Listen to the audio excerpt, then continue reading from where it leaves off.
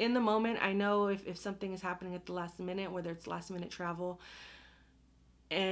or an emergency, and you can't really step away to notify them, do your best to kind of get out of that fog, to let them know something. Even if you contact the office manager and say, hey, these are the agents that I'm working with, can you please do me a favor?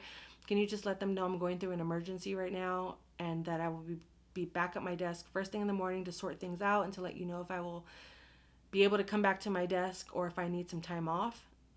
Then that's it, right? That way it saves you time from contacting every single person on your roster, especially if they belong to one brokerage. But if you're working with someone, if you're in the middle of a transaction with someone and you feel like it's best to just contact them directly, then just shoot them a text. Start with that. It's to the point, it's direct, and if they need to talk to you, they can call you and leave you a voicemail or shoot you an email.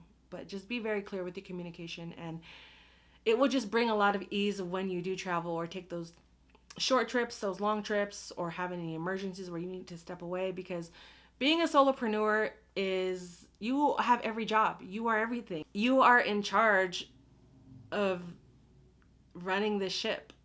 You are admin, you are HR, you are marketing, you are the janitors, you are the boss. You are all of those things, and if we don't have some sort of system or people in place to help us in times of need, whether it's to disconnect, to cover for emergencies, it's just going to bring on more stress. So I implore you to look into these different types of systems and these different ways of communication if you haven't already done so.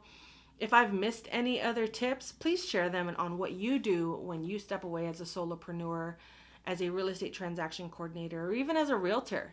Wherever you, whatever role you are doing where you are working for yourself alone and it requires you to step away, how do you communicate that to those around you? How do you hire coverage? How do you make sure that your business doesn't fall apart while you were away?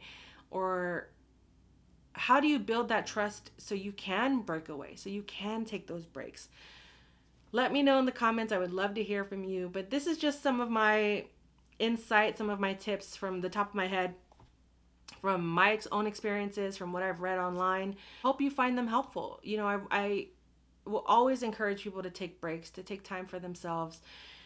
If you know you're going to anticipate a possible emergency, if someone in your family on either end is sick or wants to take a vacation in the future, start that process then. Don't wait for it to happen for you to plan things and then it falls apart.